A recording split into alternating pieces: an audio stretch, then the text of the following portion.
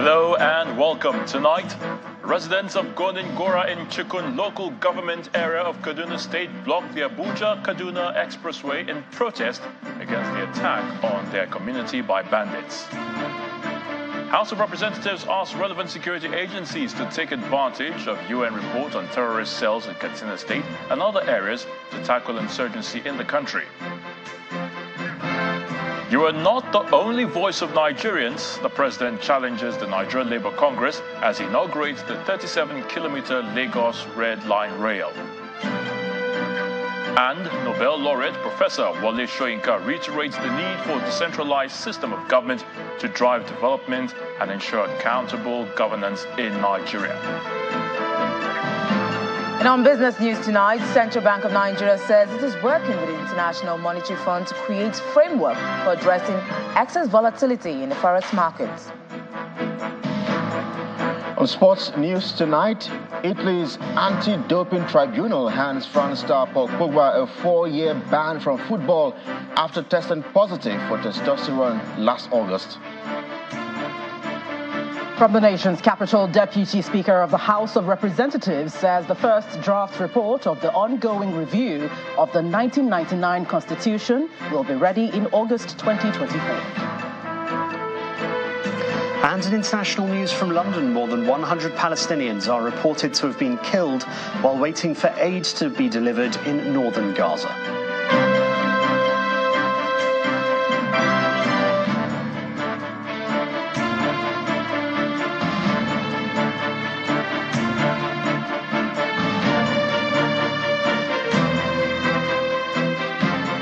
We begin in Kaduna State, where residents of Gora community in Chikun local government area blocked the busy Abuja-Kaduna highway today in protest over the killing of one person and abduction of several members of the community by bandits on Wednesday night. Now, the angry residents who barricaded the highway with stones and human shields prevented outbound and inbound commuters from passing through the road, insisting that the government must find a lasting solution to the lingering insecurity in the area. However, the intervention of a combined team of soldiers and other security operatives brought the situation under control.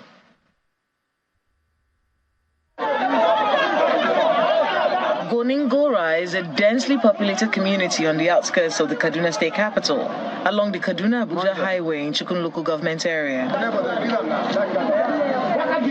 The community serves as a gateway to the city center and has been facing insecurity over the years, especially the incessant kidnapping of residents by bandits. The latest happened on Wednesday night when bandits killed a middle-aged man who's a local vigilante personnel and abducted an unspecified number of residents.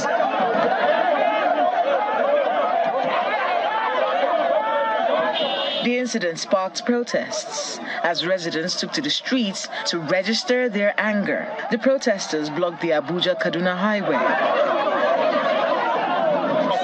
If the Kaduna government cannot protect us, if Nigeria cannot protect us, we can protect ourselves. We are not living here until the governor comes.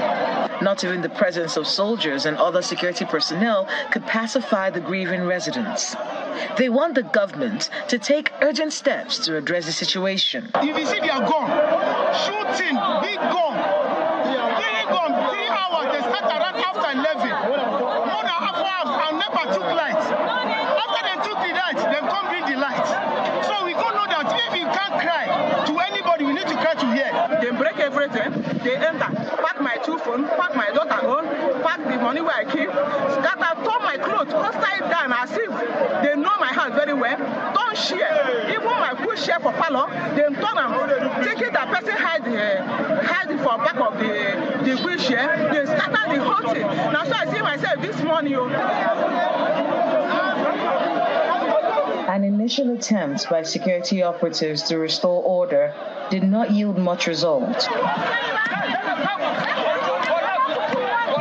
The protesters were eventually dispersed. Immediately we received the information. Troops moved to the location, and that is how they came in contact with the bandits, and that is how they were able to also rescue some of those that were taken. And as we speak, I said troops supported by other security personnel or operatives are trailing them. While the Kaduna state government says it is collaborating with the security agencies to tackle the challenge, the government also warns residents to desist from taking laws into their hands and allow security agencies perform their constitutional duties.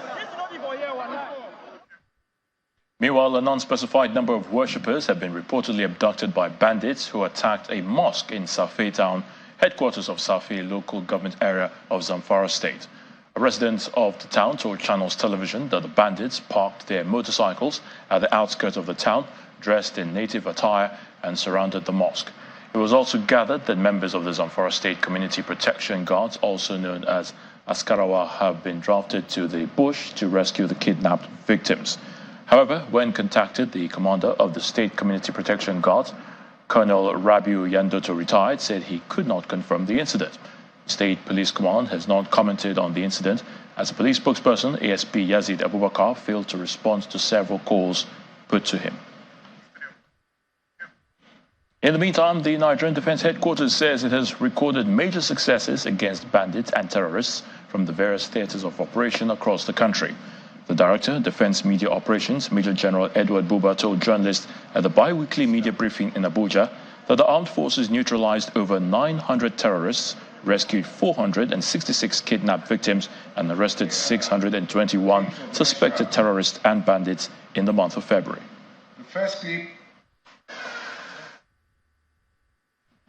Staying with security matters, the House of Representatives is asking relevant security agencies to take advantage of the intelligence provided by a United Nations report on terrorist cells in Katsina State and other areas. The UN special report, which was released last month, had revealed the existence of 24 terrorist cells spanning approximately 30 forests in the northwest region of Nigeria. Meanwhile, the House is urging the federal government to set in motion a process for national reconciliation and integration in the country for the sake of the country's unity. Our correspondent, Terry Kumi, reports. It's a packed day in the Green Chamber as lawmakers convene for the last plenary session of the week. The House notes that over the years, lawmakers want some national matters urgently addressed, one of which is the United Nations report, which indicates the presence of terrorist cells in Katsina State. The report, which was released in January, provides details on the numerical strength and leadership of the cells. The House resolved to urge the relevant security agencies to take advantage of the intelligence to combat banditry attacks in Katsina State and take stiffer measures to ensure the safety of lives and property in the affected communities. Also urge the Federal Ministry of Humanitarian Affairs and Poverty Alleviation to intervene and assist the victims to alleviate the ongoing humanitarian crisis in the affected areas.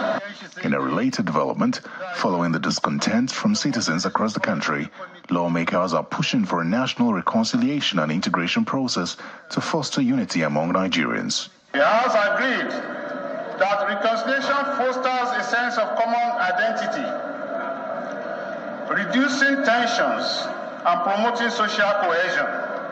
National integration ensures political stability and it minimizes the risk of ethnic or regional conflicts. Meanwhile, the House has passed a resolution to investigate the funds disbursed to the licensed electricity distribution companies by the central bank as loans under the National Mass Metering Program. The House resolves to urge the federal government to prioritize the implementation of the Power Sector Recovery Program, which provides a roadmap for sustainable power sector reforms. 2, urge the Central Bank of Nigeria, CBN, to provide a detailed report on the implementation of the National Mass Metering Program, NMMP, including the number of loans disbursed, the amounts disbursed, and the status of the loans to the Committee on Banking and Regulations. In the meantime, the House is asking the Joint Admissions and Matriculations Board to extend the deadline for the exam registration by 2 weeks due to the economic situation in the country. Also, following the president's decision to implement the Oversight report, the House of Representatives is urging the president to comprehensively review the 2012 Oversight report, the Goni Aji report, which reviewed Oversight report, the white paper released by former President Goodluck Jonathan's administration, the Amapepo white paper, and the Ebele Okeke white paper, in line with current realities. Terry Ikumi, Channels Television News. Meanwhile, lawmakers in the upper legislative chamber have directed the Police Service Commission and the Nigeria Police to recruit a minimum of 10 candidates from each of the 774 local government councils in Nigeria in its annual recruitment process. The upper chamber gave the directive today during plenary after a motion moved by Senator Emmanuel Udende on the need to adhere to the federal character principle in the recruitment of constables into the Nigeria Police. Our National Assembly correspondent, Gloria Mizuke, reports. Senators converge on the chamber with several concerns, one of which is the need to uphold in strict compliance the federal character principle in the recruitment of constables into the Nigerian police force. Concerned that the recruitment on the state basis as against local government areas, as initially contemplated and adopted, will lead to disproportionate and lopsided recruitment. Direct the Police Service Commission to, in conjunction with the Nigerian Police Force, to recruit a minimum of 10 candidates from each of the 774 local government councils in Nigeria. Those in favor of this prayer say aye. Those against say nay. The ayes have it.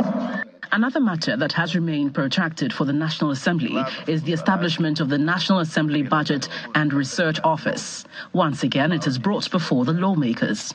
The National Assembly currently operates in a manner in which legislation is made and decisions are taken without relevant consideration of their financial and economic impacts. The 10th Senate has taken the bull by the horn by leading the pack to ensure that for the first time, in accordance with global best practices, we have an independent budget office that will run concurrently with the budget office of the executive.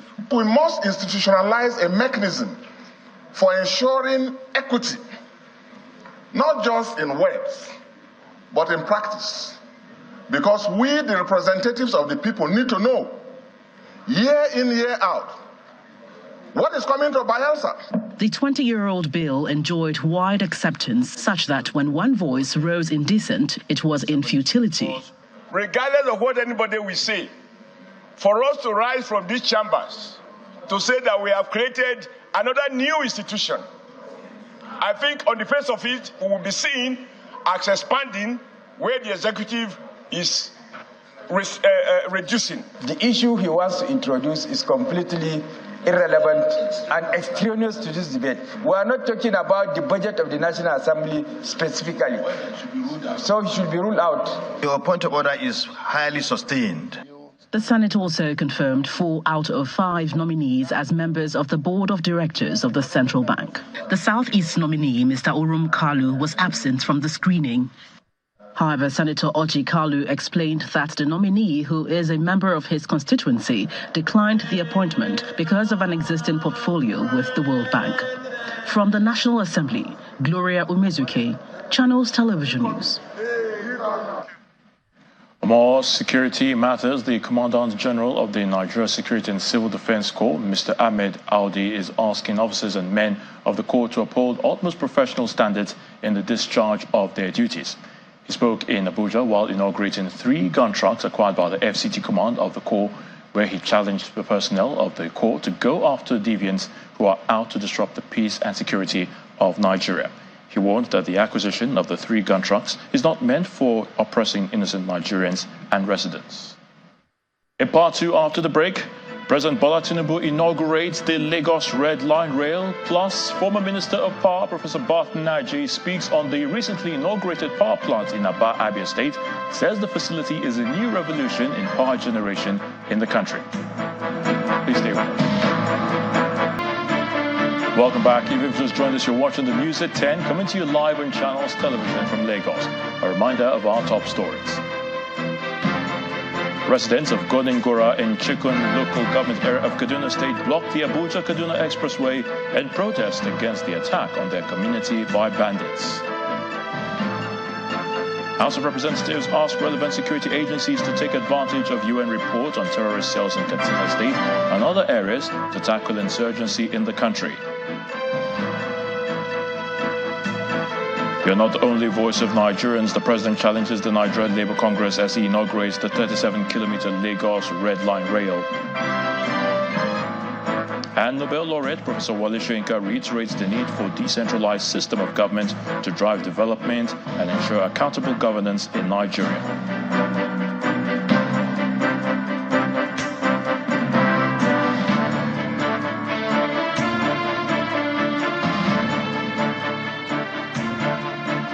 The president has inaugurated the Red Line Rail project in Lagos, the second rail line to be launched in the state.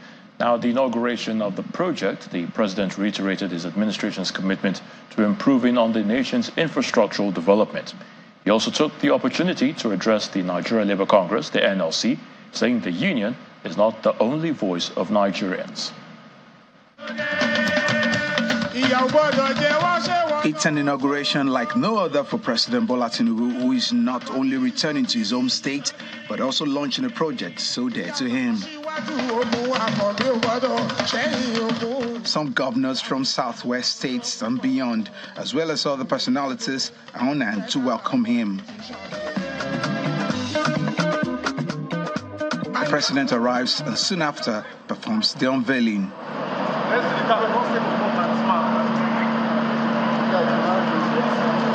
His Excellency. He then proceeds to the auditorium for the main event. Formal commissioning of the Lagos Rail Mass Transit Red Line Phase 1. As part of the intermodal transport arrangement, the rail line is expected to change how people commute in the state. What we are witnessing is a bold testimony for our spirit of enterprise, our never say never spirit. That is the spirit of Lagos. I like to say that this is people-centered project. This project is interest of the people. This is the president's vision. How can we do things for the people? Our own Mr. Celebo. For the host governor, successive governments in the state have been working on the plan to connect every part of the metropolis. And it's finally happening. I stand here very proud to say that the Lagos State Strategic Transport Master Plan that outlines what those integrated rail systems stood for, which are 6 rail corridors, 1 monorail, 14 BRT corridors, and over 20 water routes on vast network of what is today the tiniest, smallest state in our country called Lagos State. We're indeed happy that that master plan is alive, is working, and all successive government, from my brother Babatunde Raji Fashola to my other brother Akim Ambode, and to our humble administration, have kept faith with it. Next, Lamata, the agency overseeing the rail project, and the contractor signed the MOU for the phase 2 of the Red Line. Jagaban of Africa, the city boy. As the president takes the podium, he reflects on the state of the nation. I agree. Smugglers will fight back. Corruption will fight back. We will fight them to ruin. Corruption will go away. We have a governor in hope. And I'm standing before you, clinging to that hope, assuring you my belief that Nigeria will be out of economic problems.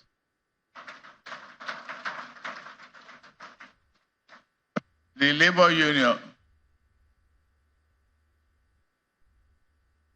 should understand that no matter how much we cling to our freedom and rights, To call for strike within 9 months of an administration is unacceptable.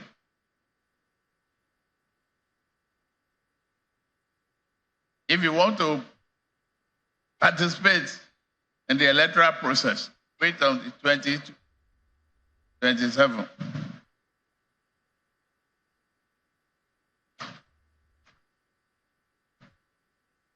If not, maintain peace. You are not the only voice of Nigerians.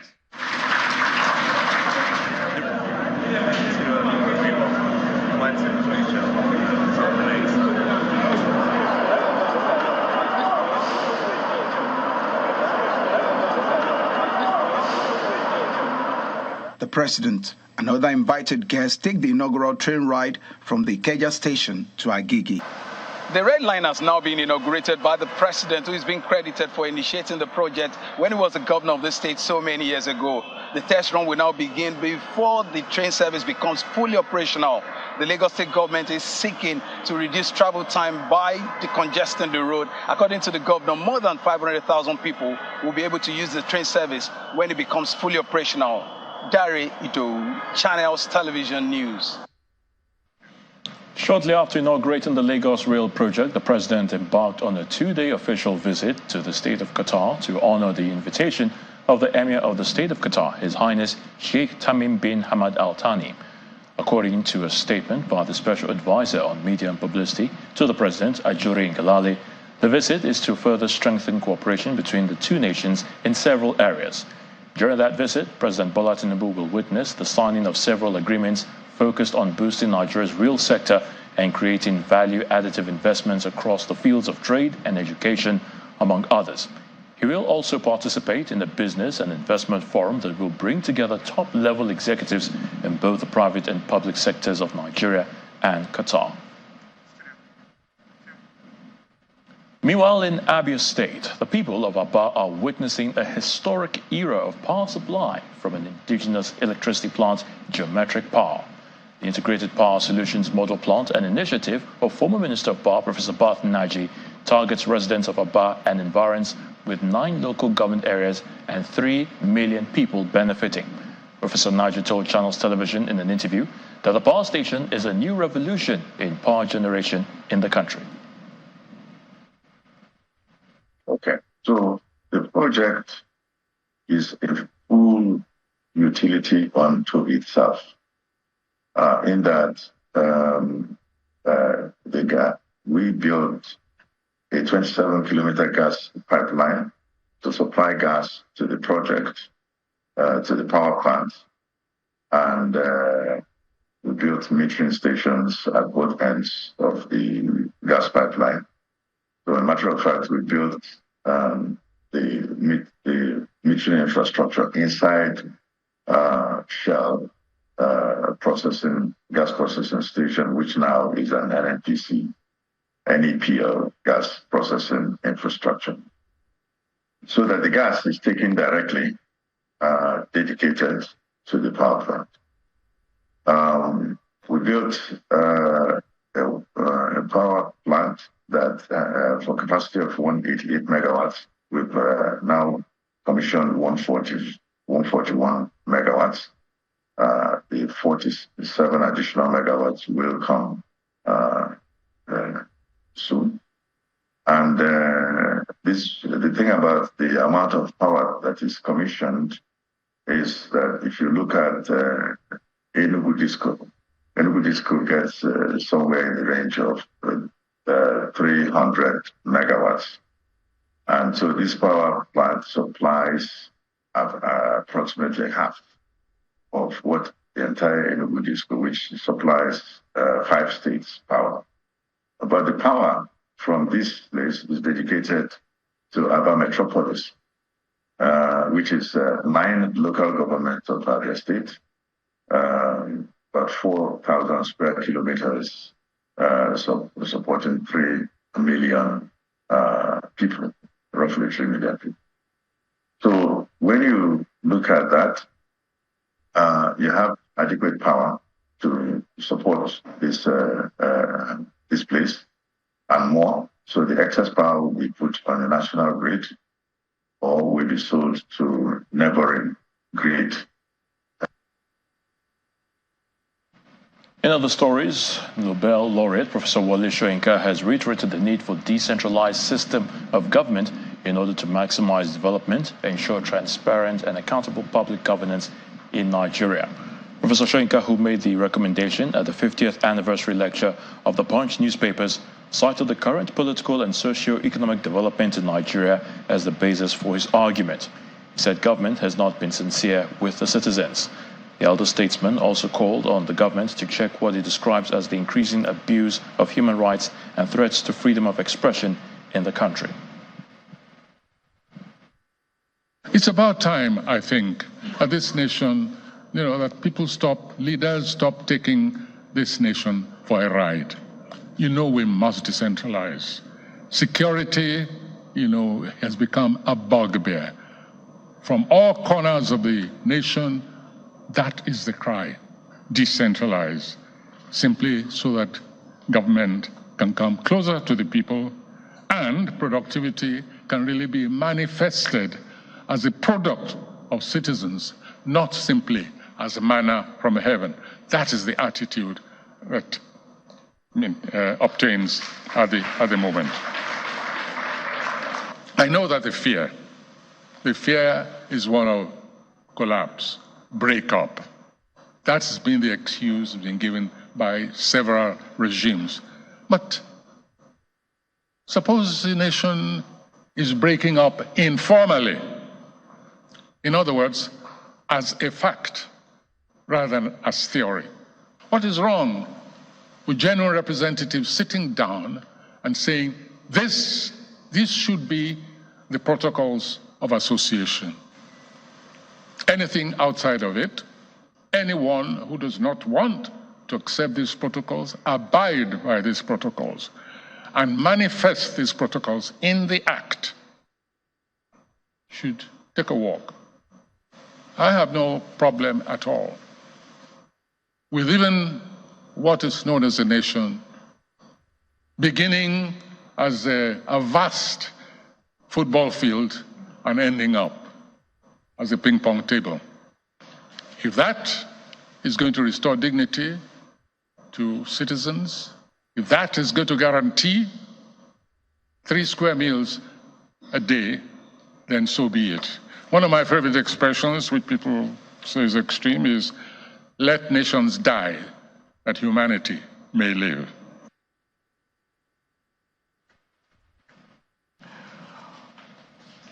Still ahead on the news at 10, Central Bank of Nigeria said it is working with the International Monetary Fund to create framework for addressing excess volatility in the forex market. That'll be on Business News. Please join us again.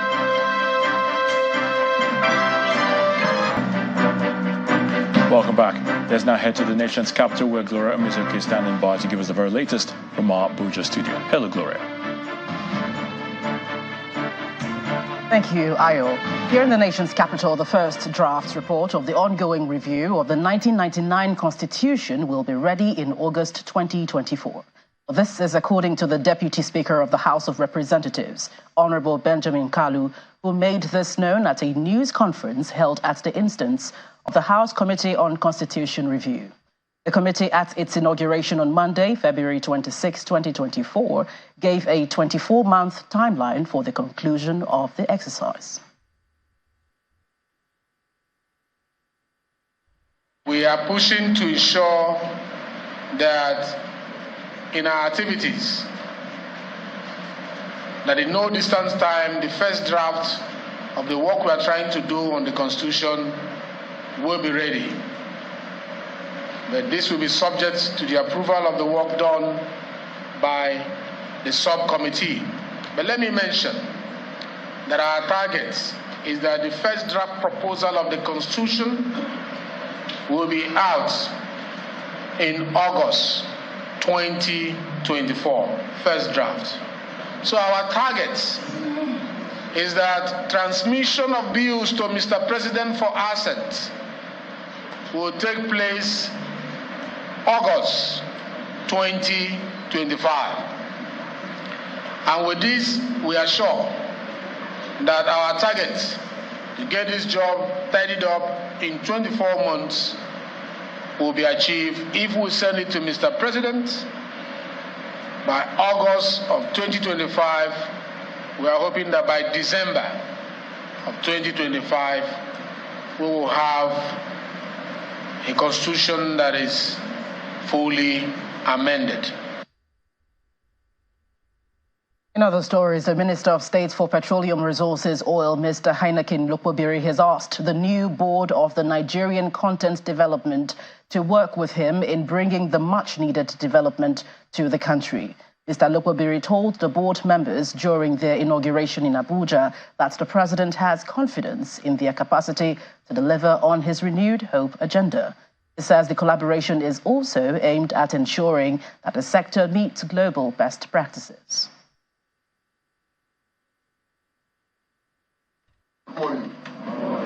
Following the appointment of a new board for the Nigerian Content Development Board by President Bola Tinubu, the chairman of the board and Minister of Petroleum Resources Oil, Mr. Heineken Lukpobiri, has inaugurated the board with a charge to inject fresh ideas to move the sector forward.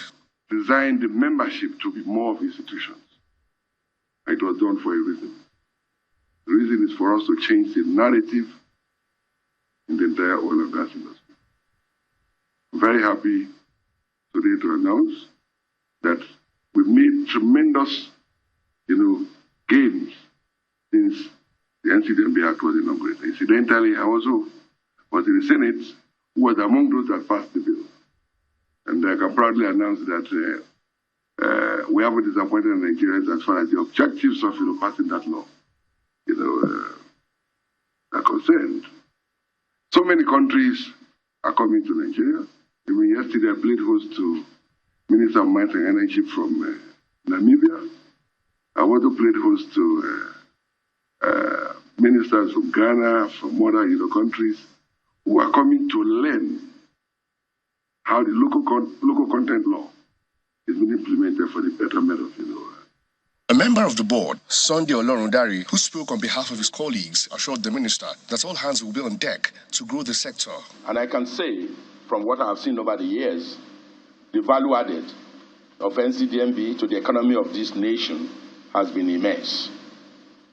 And to those who originated that idea, we want to thank them. And on behalf of members of the Governing Council, we accept our appointment as members of the Governing Council. The new governing board will run for a tenure of 4 years and has the executive secretary of the board, Mr. Felix Omashola, Mr. Gbenga Komolafe from the NUPRC, Eisan Orishemiwa from NNPC, Sadiq Abubakar, Augusta Warrens, Ralph Samuel, and Sunday Olorundari as members.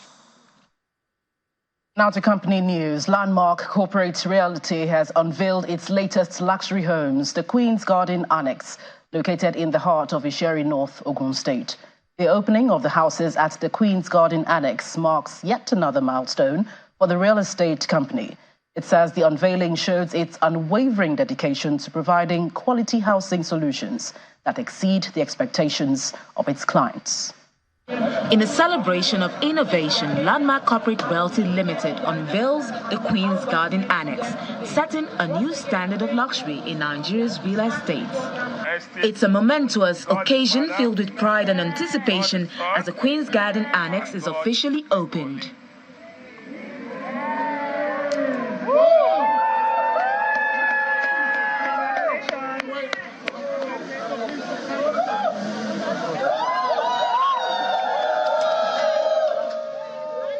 Nestled in the heart of Isheri North, Ogun State, this enclave of elegance offers more than just homes. It provides an oasis of tranquility and sophistication with top-notch recreational facilities. It's about over 210 units. In fact, we completed that in 18 months. And the purpose why we did this is because of the challenge a lot of people face with accommodation currently in our environment today. And so we decided to come up with beautiful, affordable units that is mixed with luxury and is mixed with with recreational comfort that people can enjoy and have their family happy to come home to something that they can call a home. Landmark Corporate Realty Limited says it is dedicated to providing quality housing solutions. In terms of quality, everything we are putting here represents nothing but quality, and we passed. One of the hallmarks of Landmark Corporate Realty Limited is its impressive portfolio of estates in strategic locations across Nigeria. We have the Avocado Apartments in Abijo.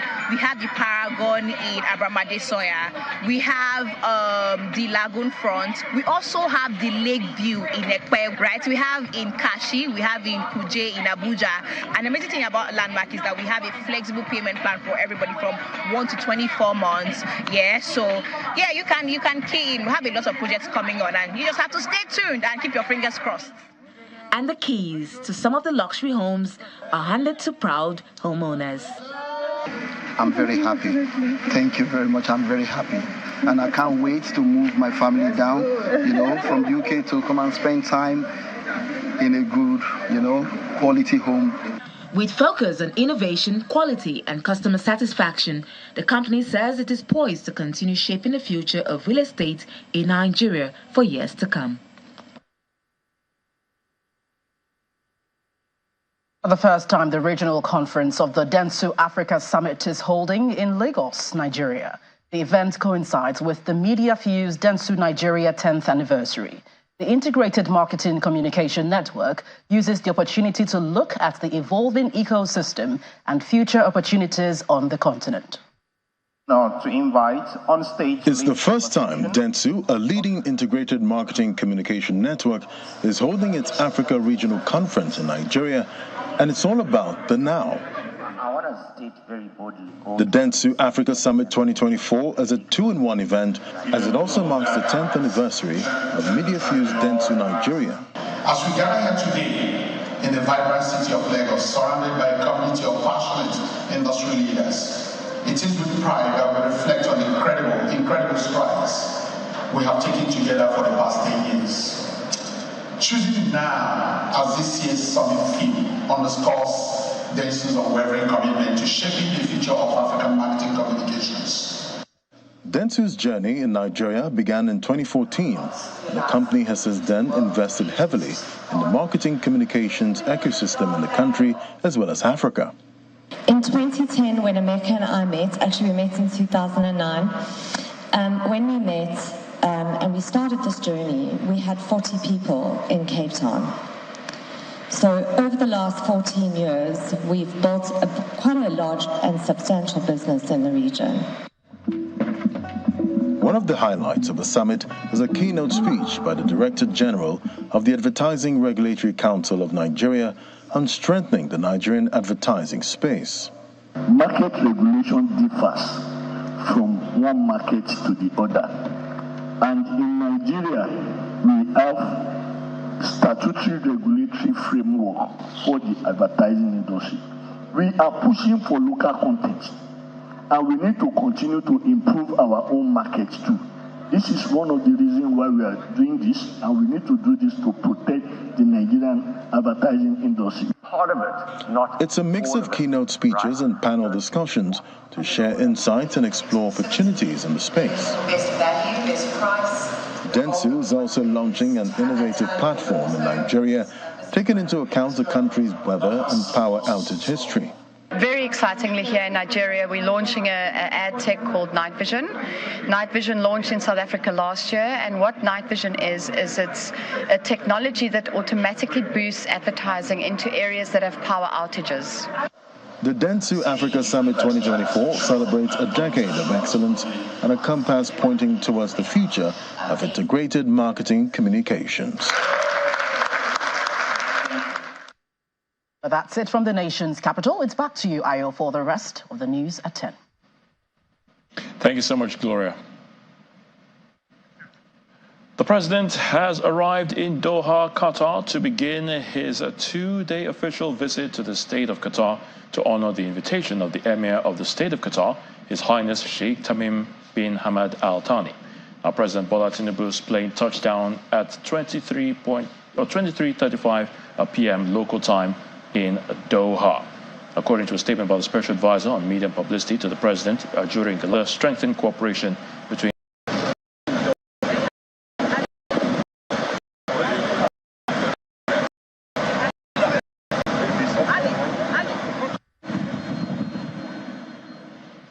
Amidst the food crisis in Nigeria, the United Nations World Food Programme has received a donation of 25,000 tons of wheat from the Ukraine. The contribution is part of the Grain from Ukraine initiative, which addresses soaring food prices impacting millions of vulnerable families. The WFP also intends to integrate the donation with cash and essentials to support crisis-affected communities for 2 months. Time now for some business news with Will Ibo. Will.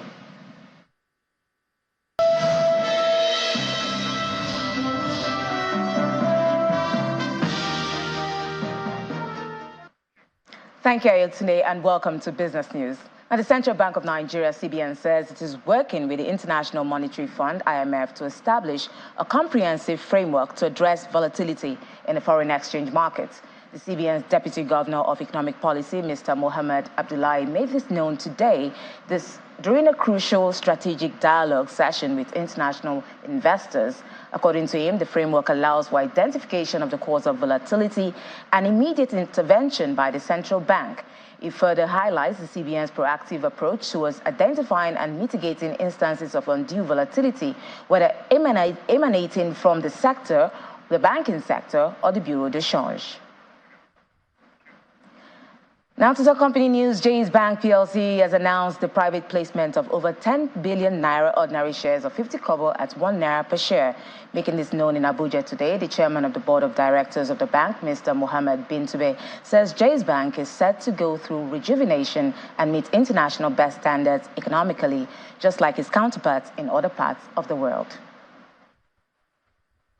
It is the dawn of a new era for Nigeria's pioneer non-interest bank, Jay's Bank PLC, as the management announces private placement of about 10 billion naira ordinary shares of 50 kobo at 1 naira per share. That the issue of clear leader is not the management believes the fund will help the bank to access exclusive investment opportunities. We intend to be the clear leaders in ethical banking in Africa in the next 5 years. We also intend to be a Tier 1 bank in the next 10 years, so that we're among the biggest players in the industry. So, ladies and gentlemen, we are committing to very high performance culture over the next years.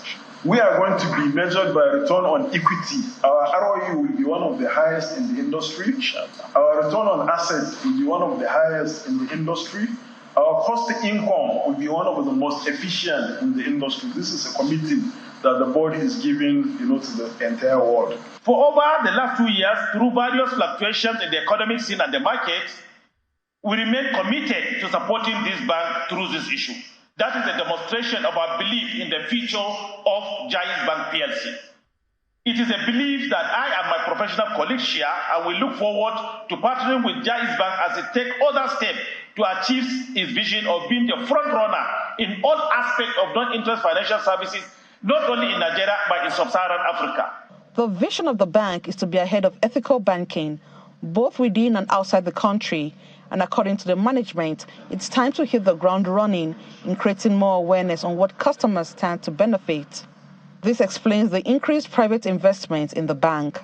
Our dividend payout has been increasing year in year, and all our performance indicators, profitability growth, earnings per share, share value at the stock exchange, they are all increasing.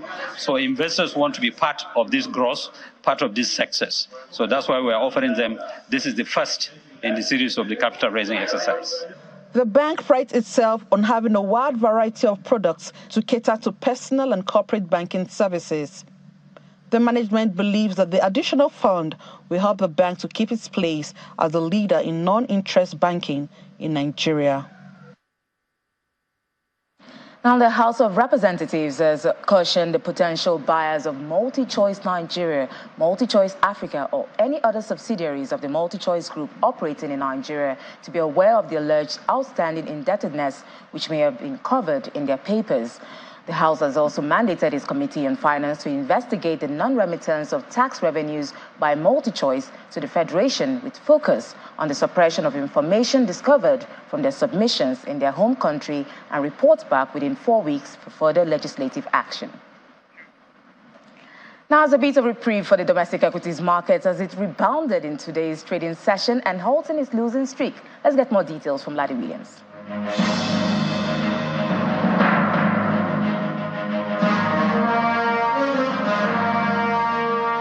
Well, finally this week, we have a green close, even though it's not enough to counter the negative performance this week. A 0.72% to close 99,980 points, about 20 points more to get back to the 100,000 level, market cap 54 trillion naira. Let's look at the gainers counter now.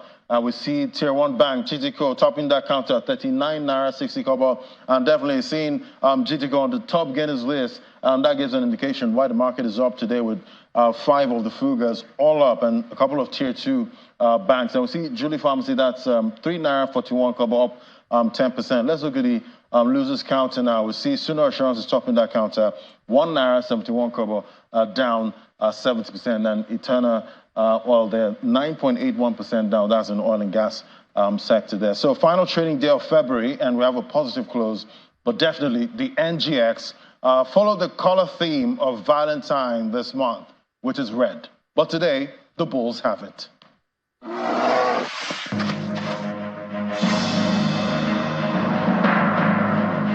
That's a wrap on business news. It's back to you, Ayotunde.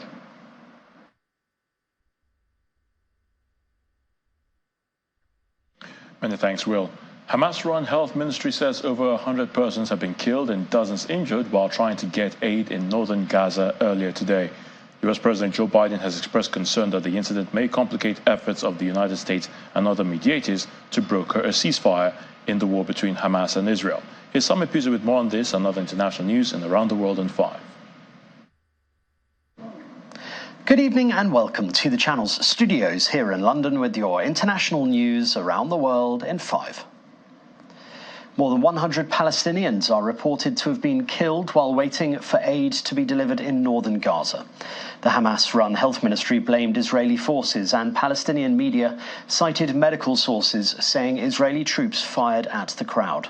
An Israeli military source said troops opened fire as they believed soldiers were endangered.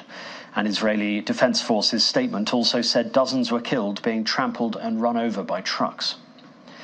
The Hamas-run health ministry says more than 30,000 Palestinians have now been killed in Gaza since October the 7th. That number equates to about 1.3% of the 2.3 million population of the territory, the latest grim marker of the toll this war has taken. The ministry says that the majority of those killed were women and children. Its figures do not differentiate between civilians and fighters when identifying those killed. In its daily update, the ministry said 81 people had been killed in the last 24 hours, bringing the total to 30,035. Vladimir Putin has given his annual State of the Nation address 2 weeks before Russia's 2024 presidential election.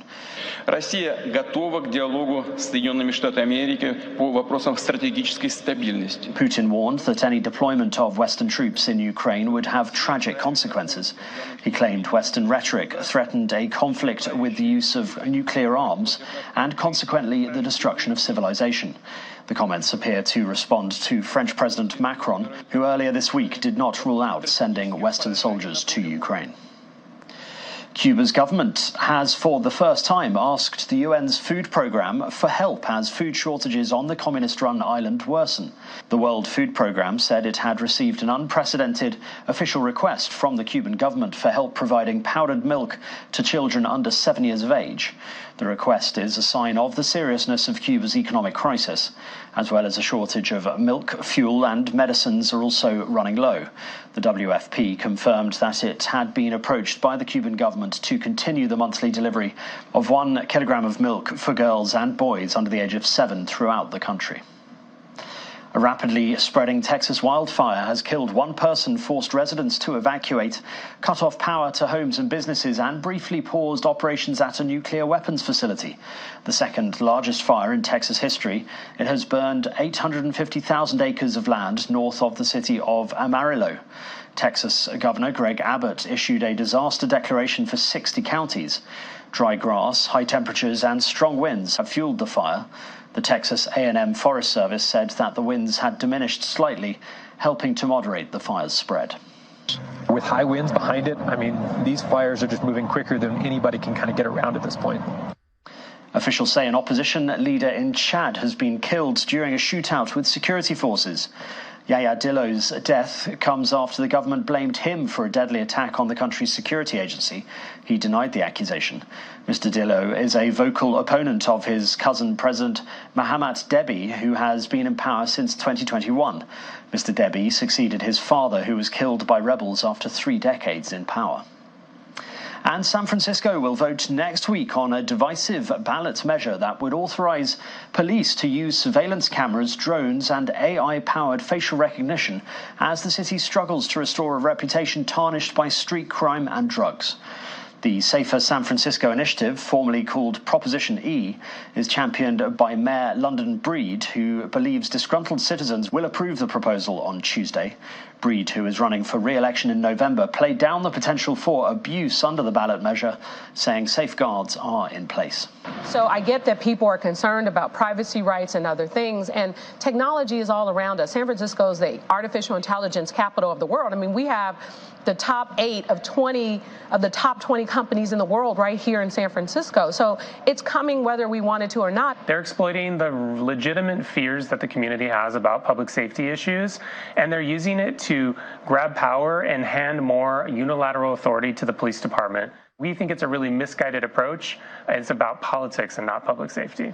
And that's your international news around the world in 5. Now back to the channel's studios in Lagos.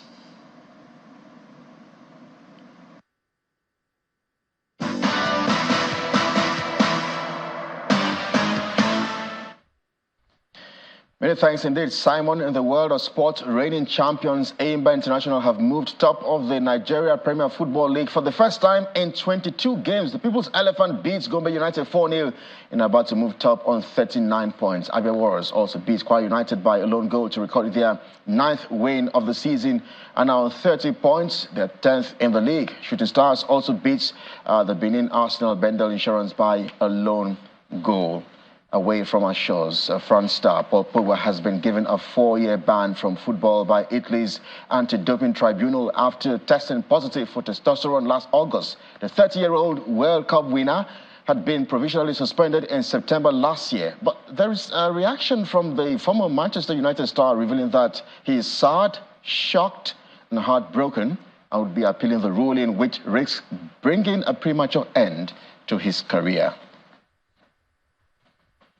Still talking football now, Vladimir Petkovic has been appointed coach of Algeria in place of sacked Jamel Belmadi.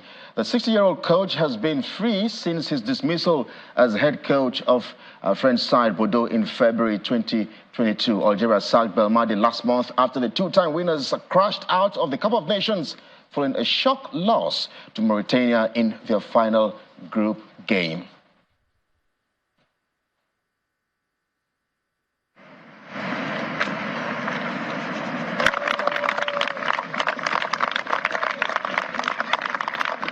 Organizers of the Paris Olympics have taken possession of the newly built Athletes Village earlier today on schedule, reinforcing growing confidence that they will be ready for the Games. At the inauguration of the Paris 2024 Olympic Village, French President Emmanuel Macron praised the construction of the Saint-Denis site, which can accommodate more than 14,000 athletes in record time.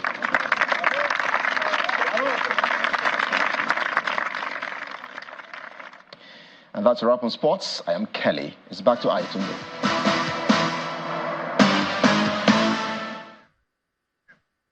Many thanks, Kelly. And the main news again. Residents of Golingora in Chikun local government area of Kaduna State today blocked the Abuja-Kaduna Expressway in protest against the attack on their community by bandits. The House of Representatives has asked relevant security agencies to take advantage of a UN report on terrorist cells in Katsina State and other areas to tackle insurgency in the country. President Bola Tinubu has inaugurated the Red Line Rail project in Lagos. While the project is the second rail line to be launched in the state, the president also used the opportunity to challenge the NLC, saying the union is not the only voice of Nigerians.